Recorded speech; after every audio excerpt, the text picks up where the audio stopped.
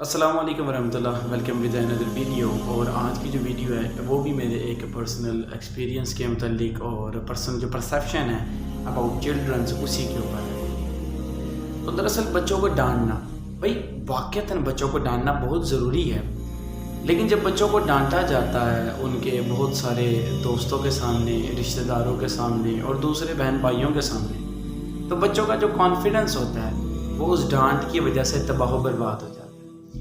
یعنی آپ کے بچے جو ہیں وہ غلطیاں تو کریں گے۔ میرے پاس جب نارملی پیرنٹس آتے ہیں اینڈ دے سیڈ کہ جی ہمارا بچہ بڑی شرارتیں کرتا ہے، تو میں کہتا ہوں دیٹس اے کامن تھنگ کہ بچہ کافی شرارتیں کرتا ہے۔ پریشان ہونے والی بات تو یہ ہے کہ آپ کا بچہ شرارتیں نہیں کرتا۔ اگر وہ شرارتیں نہیں کر رہا تو بلکہ یہ پریشان ہونے والی بات ہے۔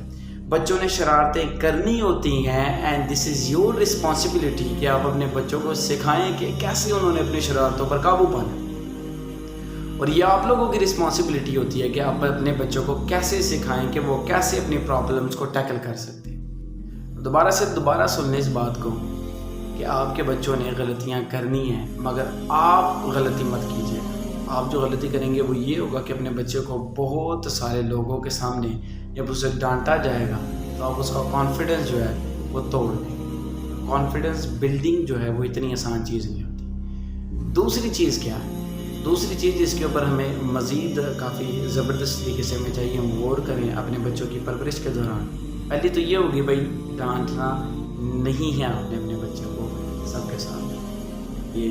وہ یہ ہے کہ جب ایک بچے کو فریکوینٹلی ڈانٹا جاتا ہے، کسی سیم غلطی کے اوپر ریپیٹڈلی اگین اینڈ اگین ڈانٹا جاتا ہے اور بہت ہی زیادہ تعداد میں ڈانٹ کیا جاتا ہے، تو دراصل اس وقت غلطی بچہ نہیں کر رہا، غلطی آپ کر رہے ہیں۔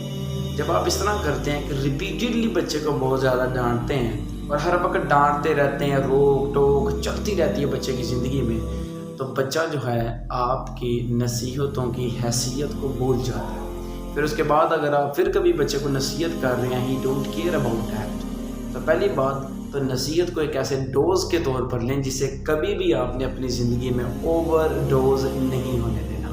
ایک ایسا وقت سلیکٹ کریں جب آپ کو لگتا ہے کہ میرا بیٹا کھانے کے وقت بڑا ایزی ہوتا ہے، سونے کے وقت بڑا ریلیکس ہوتا ہے، اس وقت جا کر بڑے ہی اچھے طریقے سے کوشش کریں اپنے بچے کو سمجھانے کی۔ پھر سے سن لیں، اگر ہم کسی بھی لائک چیز کو استعمال کرتے ہیں تو آپ جانتے ہیں جتنی وہ استعمال ہوتی ہے اتنی اس کی ایفیشنسی جو ہوتی ہے وہ کم ہونا شروع ہو جاتی ہے۔ سملرلی اگر ایک چھری بھی لے لی جائے، وہ بھلے ہی سیب کو کاٹنے کے لیے بہت زیادہ استعمال ہو، مگر ایک وقت آتا ہے کہ اس کی دار بھی ختم ہو جاتی ہے۔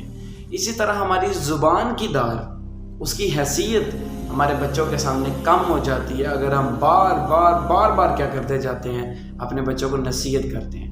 بعض اوقات نصیحت کرنے کا وقت ہو تو بھائی اپنے آپ کو کنٹرول کر لیں اور کسی پرفیکٹ ٹائم جا کر اچھے طریقے سے کوشش کریں کہ دوبارہ اپنے بیٹے کو نصیحت کریں۔